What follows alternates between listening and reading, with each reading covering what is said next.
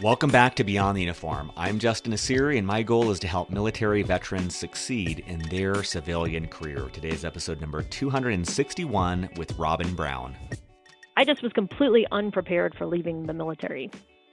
Completely, because I went in, I did college on an ROTC scholarship, so I knew when I graduated I was going into the service. And so I hadn't ever done the things that my roommates were doing, like how to write a resume and how to interview for a job and all the stuff, the job prep stuff, because I knew I had a job when I was going to graduate. And then I spent 8 years in the service. And anyone that's been in the service knows that you have these great amounts of responsibility at a young age, and we do amazing things in the military, but then that does not translate in a resume to a civilian, in the civilian world at all. Well, I always say welcome back to Beyond the Uniform to you. Today I'm saying it to myself. This is the first episode that I've recorded in over a month, even though we've been producing these episodes without fail twice a week all this year. Back in January, December, I started just doubling up, tripling up, quadrupling up to get ready for the arrival of my first baby. And he came to the world during the Super Bowl, February 3rd. Very excited to have introduced Bodie Matthew Nasiri to the world. Getting to know him, sleep deprived, but this interview with Robin was the first interview in over a month that I did, and it feels so good to be back. I really noticed and was just aware of how enjoyable it was to talk to Robin, partially because Robin, as you'll learn, is just an awesome, fantastic human being, and also it felt good being back just because I hadn't been doing this for a while. So thank you for continuing to listen. And very, very excited to have Robin's episode be the first one that I'm back, even though you as listeners probably won't notice that because we've kept up that cadence. So I think you're going to really love this episode. First of all, Robin is one of 3 veterans that are spotlighted in a 30-minute documentary called Adventure Not War. I watched it after our interview. I really regret that. I wish I would have watched it before the interview, but I watched it after the interview, and I do consider myself something of a movie aficionado. It is fantastic. It is just 30 minutes long. Google it. It's completely free. I think it's just really well done, and I think you will be inspired, to say the least. In this interview, we talk about Robin's long and complicated transition process from the military, one that took her 13 years to find a career that she loves. And she did it. She is a relative rarity in that. She found a career that she absolutely loves, and it shows in this conversation. She talks about how she attributes how the attributes that made her successful in the military were in many ways a liability in her civilian career, and how she had to adapt both her communication and her corporate culture attitude in order to be more successful. And we go into a lot of detail about that. We talk about her role in the public sector, how she loves that, and why public service may be appealing to many listeners. And I just really enjoyed this conversation. I think we had a good back and forth about whether, I think maybe a differing opinion. I think that Robin feels like she wandered in the wilderness for 13 years to find this career. And for me, the question I pose to all of you, and would love your reaction, but I don't know if it's wandering. I think that might be what the process looks like for many of us. And so curious to hear your thoughts. You can leave some notes in the comments section on the show notes. Special thanks to a listener, Nolan, username AK1Jim. He gave us a 5-star review in January on the iTunes podcast for Beyond the Uniform. Nolan said, "I really enjoyed the consulting content for veterans looking to break into or advance in consulting. Please create more consulting episodes."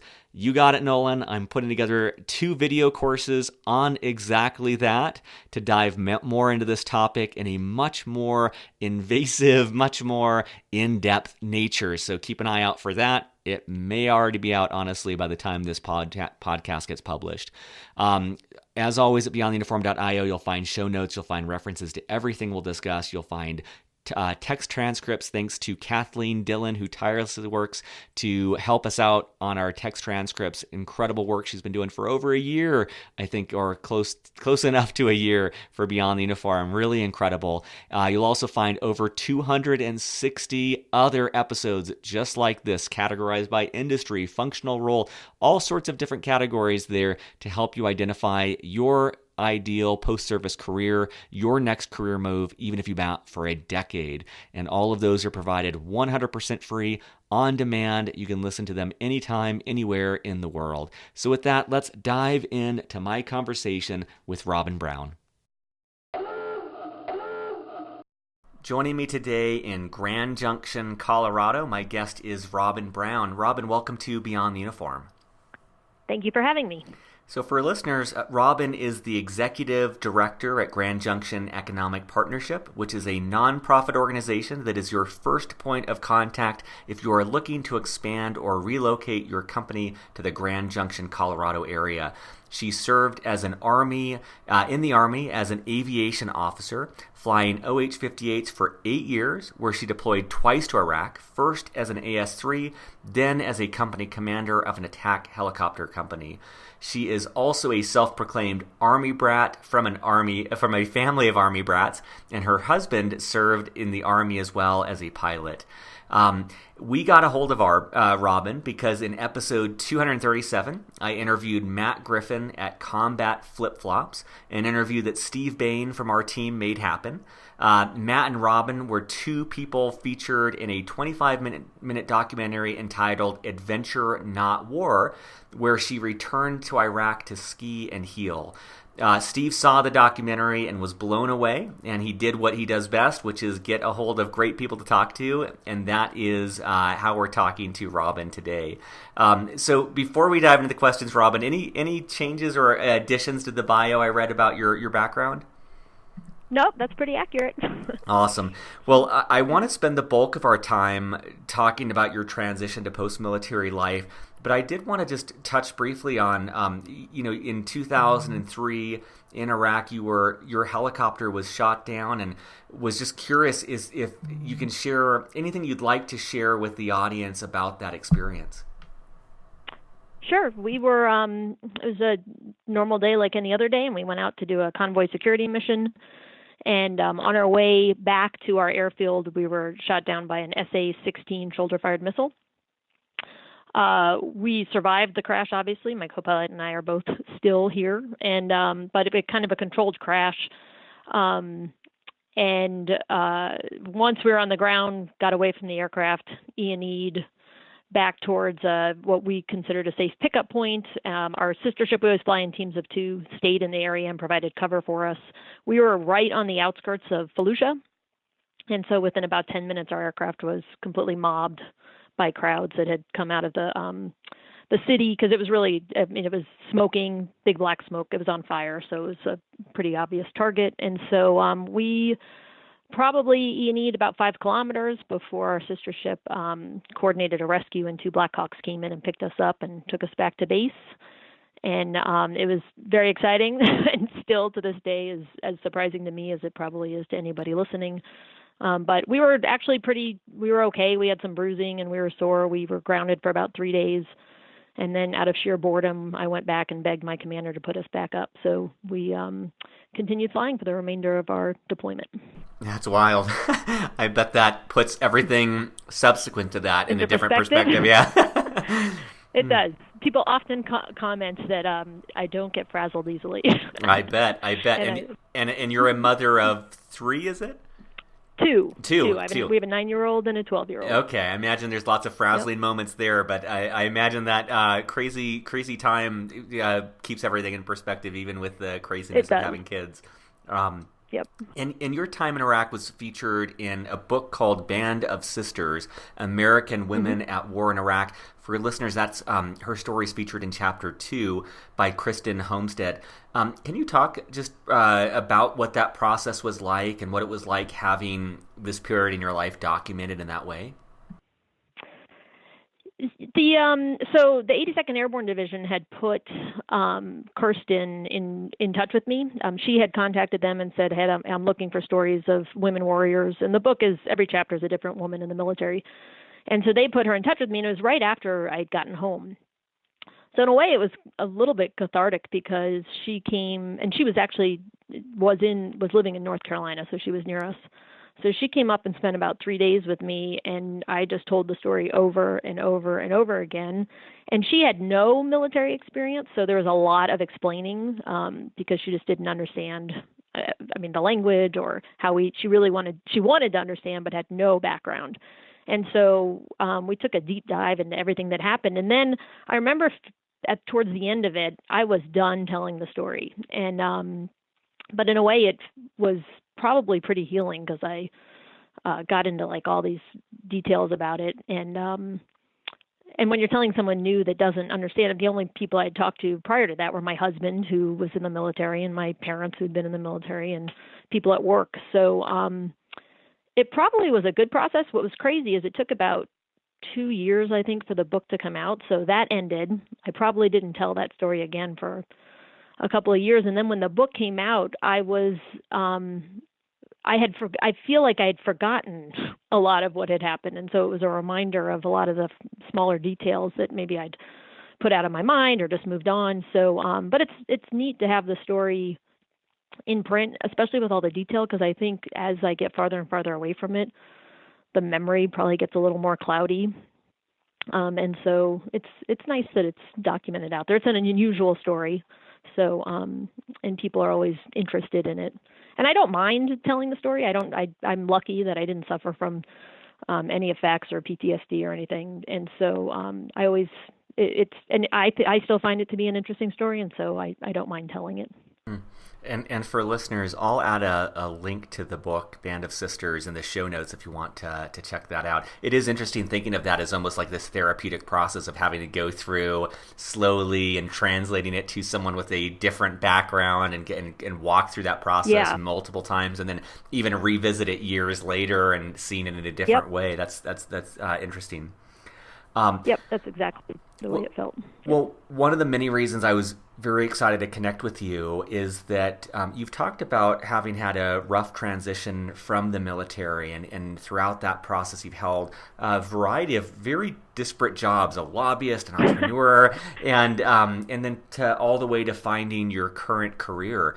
And so I'd love to delve into that in a lot more detail, but maybe we can start by just sharing what that process was like for you. It was long and complicated, and I wouldn't wish it on anybody. And I want to go back to put things into perspective. I didn't have mental health issues or anything related to my time in the military, and it still was long and complicated. And so it always, I always think about people that do come home with the wounds of war, whether they're visible or not, and that makes that transition so much harder. But someone who was fairly well adjusted and came back with no wounds of war, I just was completely unprepared for leaving the military.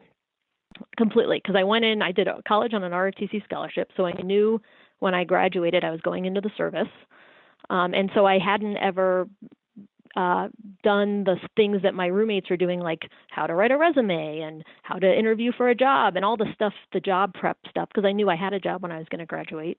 And then I spent 8 years in the service. And anyone that's been in the service knows that you have these great amounts of responsibility at a young age, and we do amazing things in the military, but then that does not translate in a resume to a civilian, in the civilian world at all. And at that point, I think there are better services now, but there was nothing to help me translate what I had done in the military to civilian speak. But the other piece I think that was a really hard transition for me was the culture of the military. I mean, I loved the military. I loved serving. And the only reason I got out is because my husband and I wanted to have kids. But I loved the Army. I grew up in the Army. I speak the language.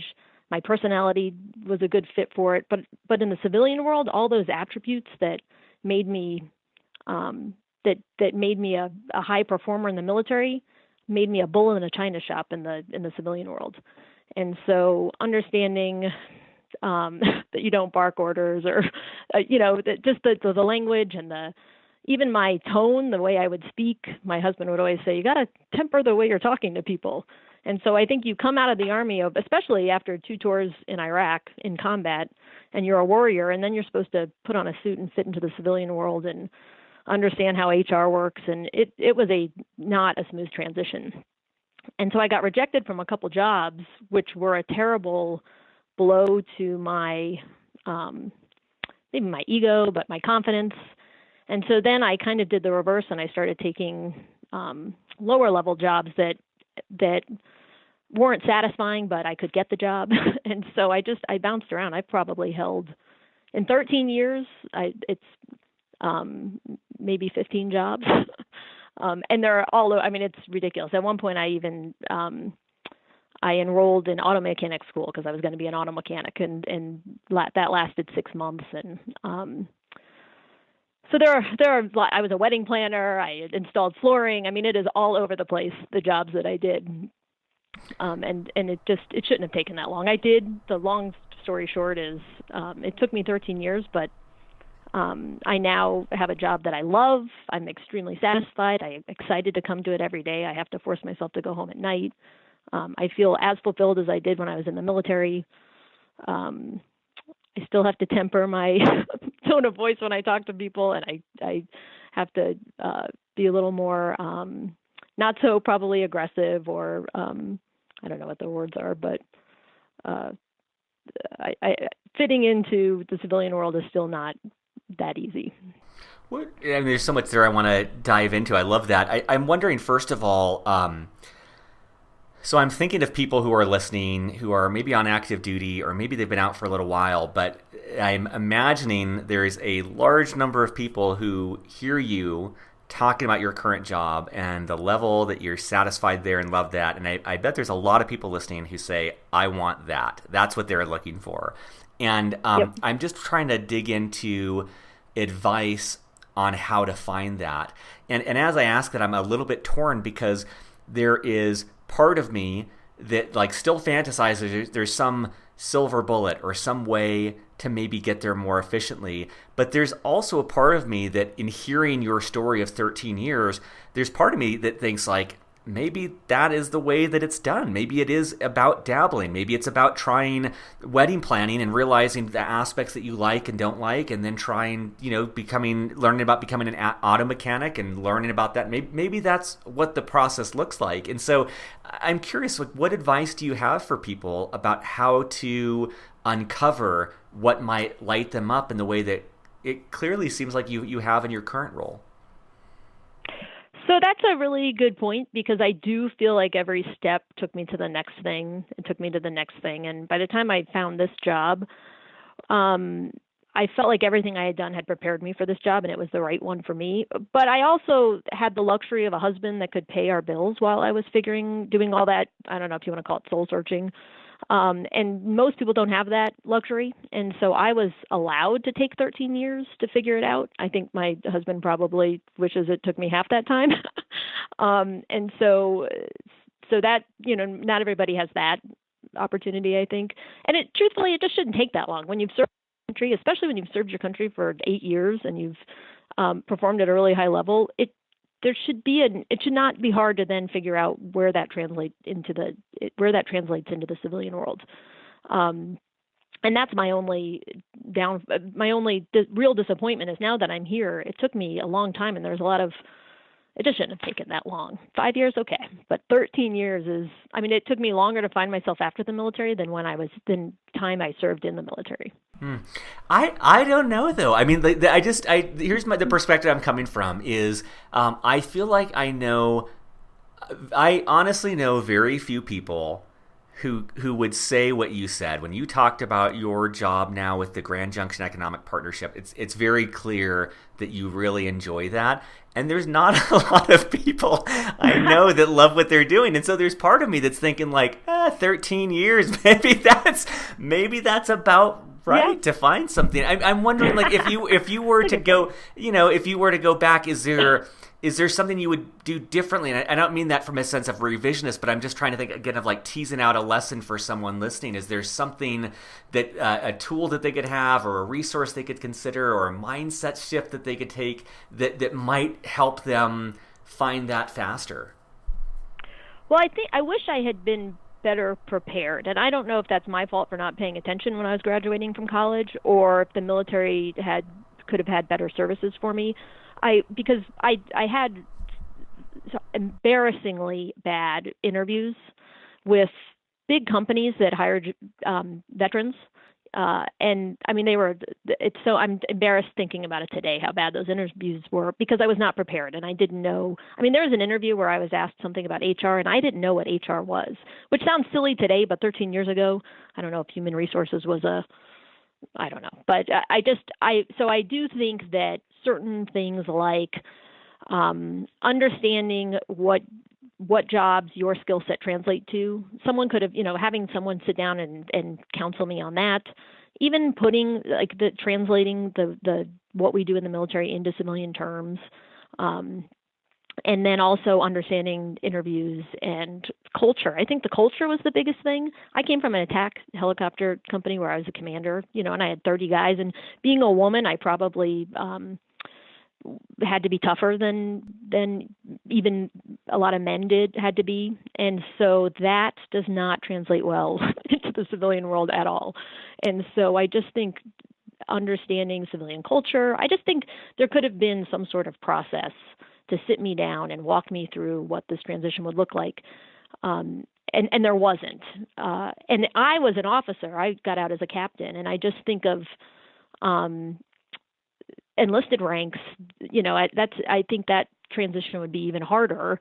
And just think that there could have been some help, I think, or I should have maybe it exists and I didn't ask for it. I don't, it was a long time ago, but I think my first couple of years, my husband jokingly refers to it as my dark period. But the first 2 years were probably the worst, only because I wasn't finding anything. And then I started just taking anything, which actually was kind of fun, but not very satisfying in the long run. And then there was a point where I realized I had loved serving my country, and so how could I serve my community? And so I definitely was looking at ways to the nonprofit world and jobs that gave back to the community. And that's when I think things started to go, I got on a track that led to the job I'm in today, is when I definitely narrowed down that I wanted to give back to my community the way I had, served my community the way I'd served the military. And so but that probably took me 5 years to come to that conclusion. Three things I'll just kind of point out for listeners too is, first of all, in the 250 plus interviews I've done so far, what Robin is saying is by far the rule, not the exception. Like the vast majority of people I talk to, the first couple of years of that transition is rough, and a lot of it has to do around identity and this sense of purpose that it sounds like Robin, found later down the road. But it's like, I think most of us or most people I've interviewed, myself included, we underestimate the shift in identity and the missingness of that purpose that happens. It's almost like the rug being pulled out from under you because you don't even know to expect that. And so that's exactly right. Yeah, and I respect and appreciate the way in which and the openness with which Robin is talking about that, because it is definitely a norm, but I think she's really describing it in a way that's hopefully valuable for listeners, because I think she's really putting hitting the nail on the head about what that feels like. And it's almost like the sense I had when you were talking, it's like, when the ground slips out underneath you and you're weightless there and you're kind of scrambling, it's almost like that sense of like, whoa, this is such a big shift. And it's like that sense of panic. And the other thing too, and I this is just my own personal perspective, but I think, sometimes I view these things of like, man, again, not to harp on this too much, but it's like, you talk about 5 years of taking to learn that, okay, you really wanted, and I thought it was beautiful the way you put it, from moving from serving your country to serving your community. And so you take 5 years to realize, you have this aha moment, it sounds like, where it's like, that is something that lights me up. And I would just say for listeners, like, man, if you spend 5 years and you come to what I view as a life-changing realization like that, 5 years well spent. Those sorts of epiphanies don't come along a lot. And so maybe with that, could we talk a little bit about, what is your current role look like? And I'd love to learn about what is it that gets you so excited about it? I work for the Economic Development Agency for Mesa County, which is the largest. Grand Junction is the largest metropolitan area in western Colorado, or west of the Rockies. Most people think of Colorado as Denver. That's on the Front Range, east of the Rockies. And it's a population of about 150,000 people, 3 towns, and those municipalities all pay us to be their economic development agency. And what that primarily means is we recruit new business into town and we help grow local businesses. And the whole point is to create primary jobs. And so those are good paying jobs that are above the average annual wage for our county. So increasing that average annual wage, what people are making, and then growing those types of jobs in the area so that we have a diversified and really strong economy. Grand Junction is particularly interesting because for decades we've relied on one industry, and that's oil and gas. And after 2008, we went into this huge bust, and the economy it really tanked. We lost 8,000 jobs. It was devastating. And at the same time, we watched Denver, which is 4 hours away, begin to explode, and at times was the hottest market, the fastest growing market in the country. And so our leadership across the valley came to the conclusion that we had to diversify our economy and do things differently. And so then became a real strategic effort, coordinating all of our municipalities and the business leadership and our elected leadership to help to recruit other industries and to grow other industries like tech, outdoor rec manufacturing. And so it's really what I find satisfying is, one, you're working with a large group of stakeholders, and so convening people and getting people to work together. So that's very similar to the military. And then it's a lot of problem solving. So looking at manufacturing, we have a pretty robust manufacturing industry here. And so how can we help grow manufacturing? And so we reach out to our manufacturers and find out what's good about doing business here, what's bad. And then we when you hear the same things over and over again, you realize, especially if, we have trouble hiring this kind of person, and you hear that from 3 business owners, then we figure out how do we get more of those type of people in the valley. And so every day is different. I love where I live. So Western Colorado is a wonderful place to live. And so most of what I do is promote where I live. And so that part's easy because we live here for a reason. We spend a lot of time outdoors. It's really beautiful. And so then just helping to create a really business-friendly environment for those companies that we are trying to recruit here. And it's been really satisfying. Our economy is improving. We're diversifying. We're adding jobs in lots of sectors. The average annual wage is going up. And we have a lot of poverty in this part of the state. And so the 2 numbers I like to look at is the average annual wage and the number of kids in our school district that are on free and reduced lunch. So hopefully as one of those numbers goes up, the other number goes down. And so it is, as you can see, it's very, it's satisfying to come to work. I feel good about what we do. We're making this place a better place for future generations to grow up.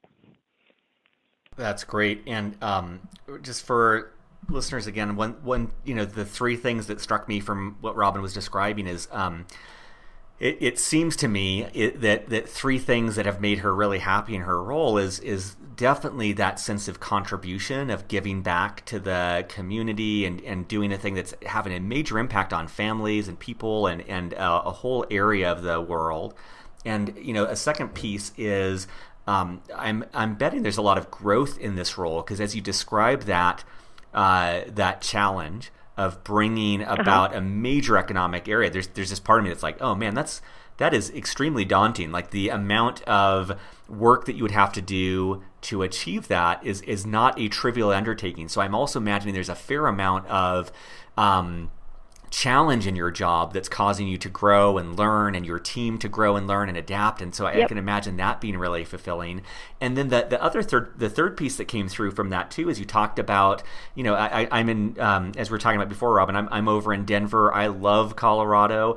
And you talked about the lifestyle that you and your husband and your kids, you're able to be outdoors and you're able to have access to nature and skiing and all these great things. And I just want to call all 3 things out of those things out for listeners, as those are all really valid criteria to look at a job for. Like, can you find a job that allows you to contribute, a job that allows you to grow and feel fulfilled, and in Robin's case, a job that matches your lifestyle, which is, I'm in that same bucket. One of the reasons Rebecca and I moved to Colorado is like we wanted to spend more time in nature and outdoors, and therefore that was one of our criteria in moving. And I think those are just valuable levers to play with as you're thinking of what you're looking for. Yeah, absolutely. You nailed it. What about, I wanted to circle back. You talked about kind of communication changes and cultural changes, and you already spoke a little bit about this, but what else would you want listeners to know? Because again, I don't think you're unique in this. I think that a lot of guests I've had on the show have maybe touched on that briefly, of there needs to be a shift in the way that they interact with their colleagues and the way that they communicate and the way that they show up. For someone who's on active duty right now, how would you explain this to them, or what do they not know that they need to know, or what's a way that they can start to be a little bit aware of that? Well, the first thing is you have to be really careful who you give a hard time to, and I mean that in like when you're joking around, because in the military, everyone sits around and just makes fun of each other, and you're constantly ribbing each other, and it's part of the culture, and it's something I enjoyed and I laughed really hard. I mean, I laughed harder for long periods of time when I was deployed with my soldiers than probably ever again. And but when you go out into the civilian world and you start teasing people and giving people a hard time, people don't have the same sense of humor. So that is, I say that lightheartedly, but you do have to be careful in how you tease people, because not everyone, people just don't get that. That aside, I think probably the biggest thing I had to learn was just to temper my personality in group meetings, and I don't have to go after everything with a baseball bat. And I think people still probably, if you asked people I work with, they consider me very direct and maybe a little overbearing sometimes, but I have backed off big time on not monopolizing conversations and not having to get my way, and all of these things that when you're a commander, at least in the military, and you work with your team in the military, and you create mission planning and all the things that you do with a team. You don't do that single-handedly, but I think that just the tone and the way we talk to people and communicate is softer, and like even in emails, I always have to end with I have to make a point to, my emails even sometimes come across as too direct, and I have to say, have a great day. or even put a hope all is well, so it doesn't come across as, hey, I need this right now, or I need this by Tuesday, or can you do this? So I don't know. I think it's just tempering personality-wise. I will say that one of the things I enjoy most is I have 4 employees in my organization, and I love working with my team, and they are great. 2 were already in the organization, 2 I've hired, and that has just been really fun to cultivate the team again and to feel again like going back to my company commander days. What are everybody's strengths and how does everyone contribute, and delegating what needs to be done, and just creating a culture that people like to come to work, and people look forward to the mission of the day and what we're going to do. And that I have enjoyed very much.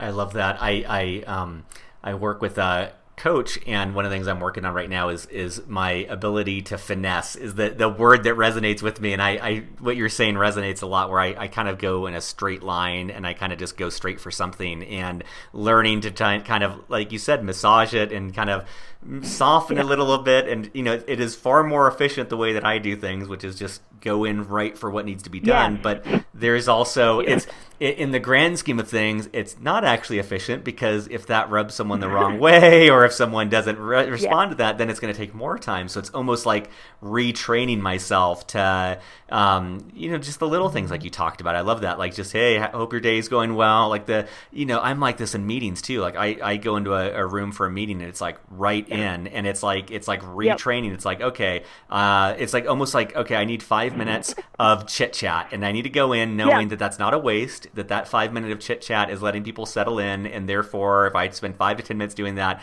I haven't lost 5 to 10 minutes of a meeting. It'll ultimately make things more productive. So it's just there's a lot of truth in what you're saying, and And I also wanted to touch on because you are this Swiss Army knife of different cool things to dig into. You went with Stacey Bear and Matt Griffin. You travel back to Iraq. You go there instead of with a helicopter, you go there with skis, and you're joined by a documentary film crew who produces this movie, Adventure Not War. What was that process like, and what was the motivation for you to take part in it? So the process was amazing, and it's probably one of the greatest gifts I've been given. Mostly because I think I carried the weight of the Iraq War on my shoulders, and all of my friends that I lost over there. And I just thought Iraq was this horrible, horrible place. I would never, I mean, in a million years, I never thought I'd step foot back in that country. I thought the people were terrible people just because I didn't know the difference. And from my perspective, when I was there during two different deployments, I just assumed everybody wanted to kill me. So I had just, I also have a unique circumstance where 2 weeks after I was shot down, there was one other female commander, which in itself is unusual, who was shot down in the exact same place at the same time of day, and she was killed. And so I carried a ton of guilt because of that, because the parallels were awfully close. And in my mind for a long time, I thought that I should have died the day I was shot down. And because I didn't, Kimberly had to die. And so, it's not rational, but it's the crazy things you think. And so carrying that with me, and so it was this big black hole was my experience in Iraq. And so when Stacy called me up and said, hey, do you want to go skiing in Iraq? My absolute first response was not only no, but hell no. Why would I go back there? And he started explaining it to me, and I got it, but I still thought I was lucky enough to get out of that country twice alive, and now I'm a mom, and a big part of me felt it would be irresponsible to go back.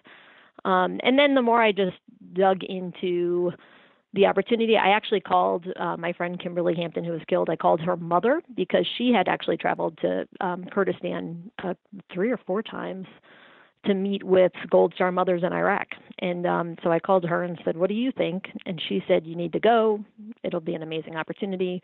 And my husband said, you need to go. And I was leaving for 2 weeks. And at that time, my kids were like 7 and 10.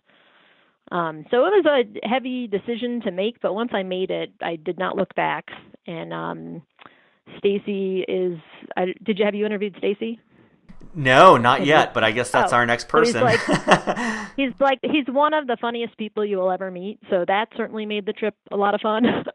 I mean, he's hilarious. And he's also a giant. He's like 6'7", and he's a monster of a person. And I'm very small. I'm 5'3". So that was really entertaining, I think. So anyway, it was amazing. So we went to Iraq. The day that we flew into Mosul was the day that it was in like February of 2017 when there was the offensive to take back. The day we flew in, Erbil, Iraq is 40 miles from Mosul, and that was the day that was the offensive to take back Mosul from ISIS. And so as we're flying into Erbil, that's happening 40 miles away, and that's when I thought, what the heck have I done? But Kurdistan was amazing, and it totally changed my perspective on the war and why we were there and the Kurdish people. So it was very safe. I felt safe the whole time we were there.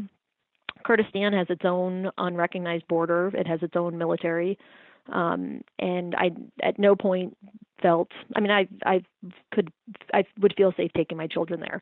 The people were also incredibly friendly. The food was fantastic. We ate so well. And then we stayed with a tour guide in Kurdistan. We stayed at his home with his family, and they were wonderful to us. And then, of course, we had the amazing opportunity. We climbed and skied the tallest mountain in Iraq, which is Mount Halgard, and it's a first ascent, which was really exciting.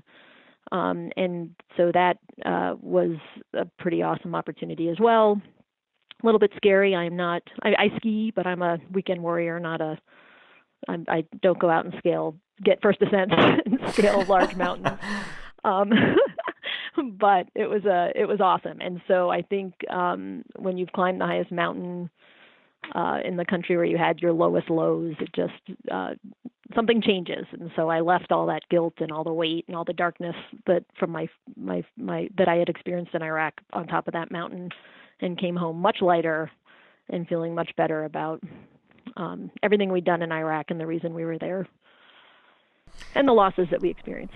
That's beautiful. I really have loved for the last 10 years this concept of reclaiming. And I did this with a friend of mine who died in a car crash near Big Sur. I ran organized a run for in Big Sur. And the thought was, you have a location or anything that's tied to a lot of sadness or trauma or whatever it may be. And it taints that name and location, all of that. And there's this thought of reclaiming it, of like doing something to take back the meaning of it, to assign your own meaning to that. And that's kind of the story that I create when you talk about this, is you were really reclaiming Iraq. You were going to the spot where you had stories about the people and the culture and the place, and you were literally rewiring your brain around this and having these incredible, absolutely unbelievable experiences, and in doing so, assigning a new meaning to it. I love that there's just such an empowering sense that I get from that. Yep.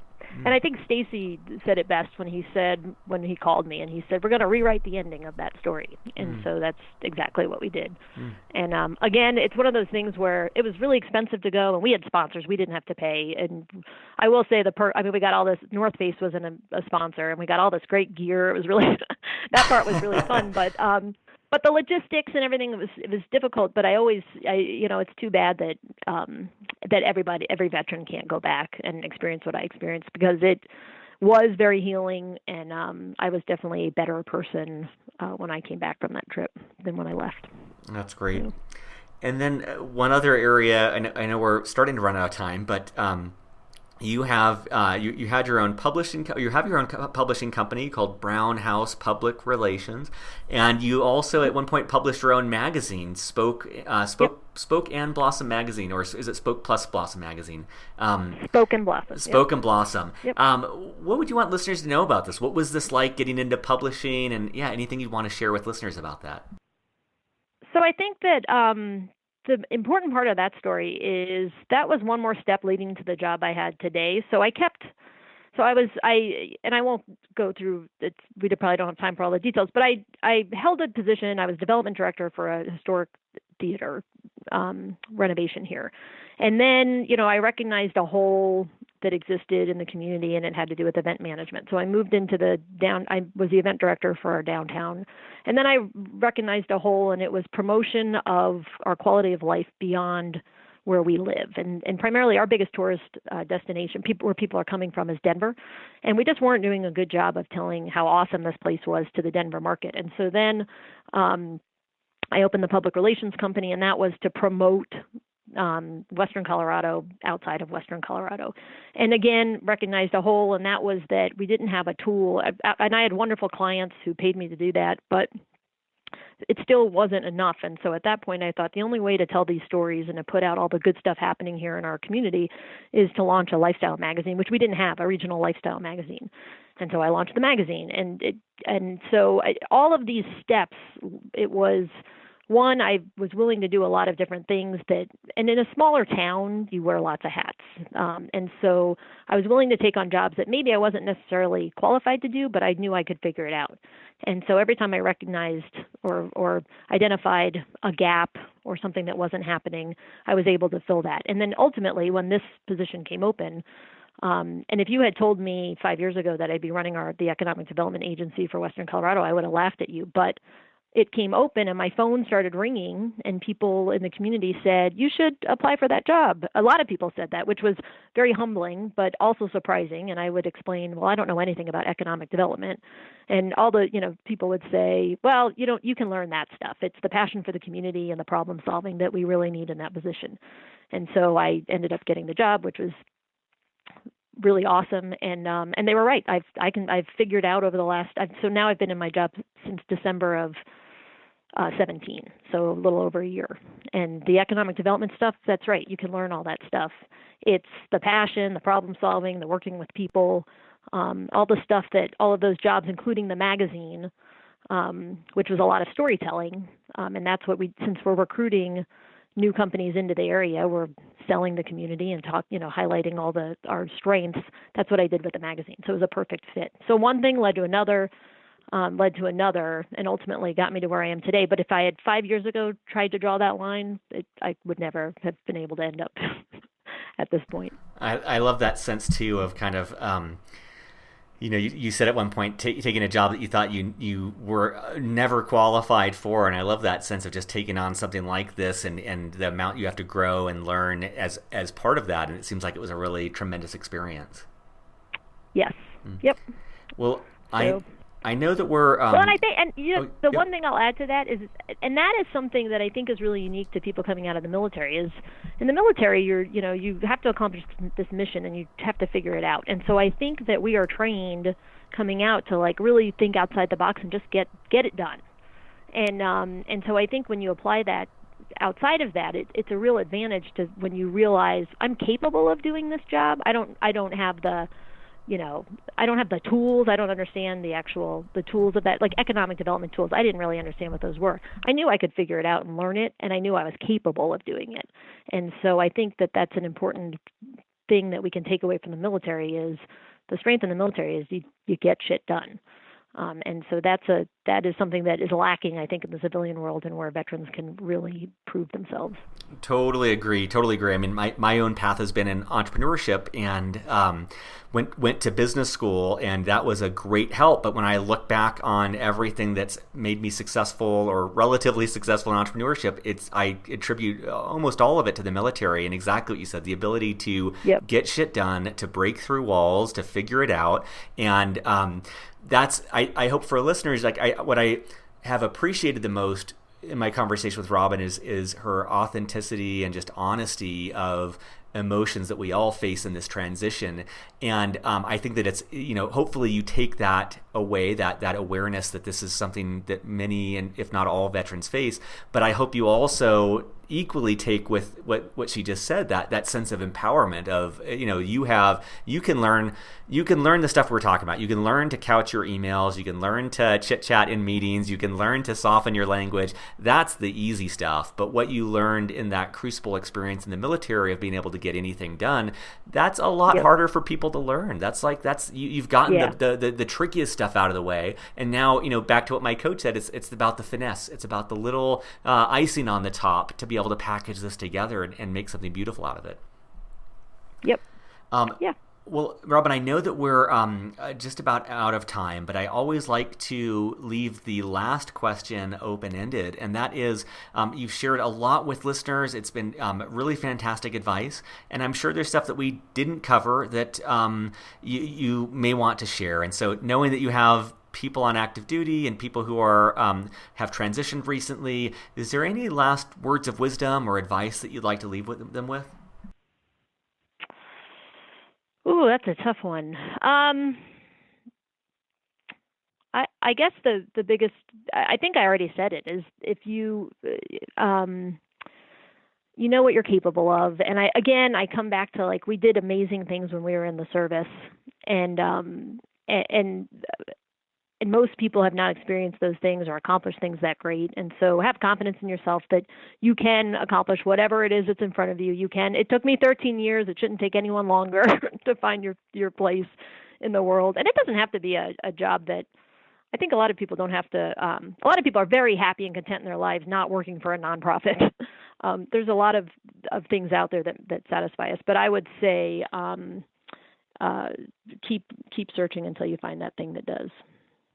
That's awesome.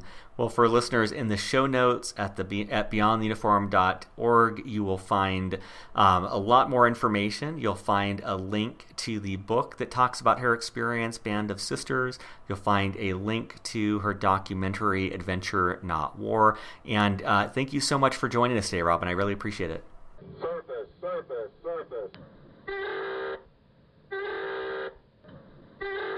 Well, thank you so much for listening and for supporting Beyond the Uniform. Beyond the Uniform is produced and edited by me, Justin Asiri. Our staff is entirely part-time. They do this on nights and weekends out of the goodness of their hearts to give back to the military community. Our director of outreach is Steve Bain, who relentlessly books guests, finds sponsors, puts together our newsletter, and thousands of other critical tasks every single week, all behind the scenes to keep Beyond the Uniform running smoothly. Our editor is Kathleen Dillon, who listens to and transcribes subscribes every single episode to help out those who don't have the time to listen to the show. It has a major impact on our site's SEO value, which helps people find us through Google. Our data analytics and insights advisor is Andrew Woolridge, who pores over the data each and every month to help us better understand how to best serve the Beyond the Uniform audience. Our digital production work is done by Michael Cummings, who puts together custom artwork for every episode. If you're enjoying Beyond the Uniform, the best way to help us out is by telling your friends and fellow service members and veterans. iTunes reviews, believe it or not, have a big impact on getting the word out as well. So if you have a chance to leave a positive review, that is greatly appreciated. If you know of a business that would like to get their product or service in front of a military audience, we are always on the lookout for sponsors, which helps us subsidize the cost of putting this show together. And if you haven't yet signed up for our newsletter, you can do so at beyondtheuniform.io. We send out a newsletter twice a month, and it is a treasure trove of helpful information for your civilian career and transition. And be sure to check out our coaching program, where you can be connected with a subsidized, professional, certified executive and career coach to help you in your career decision making. Thank you for listening, and I'll be back next week with more stories from military veterans about their civilian career. Take care.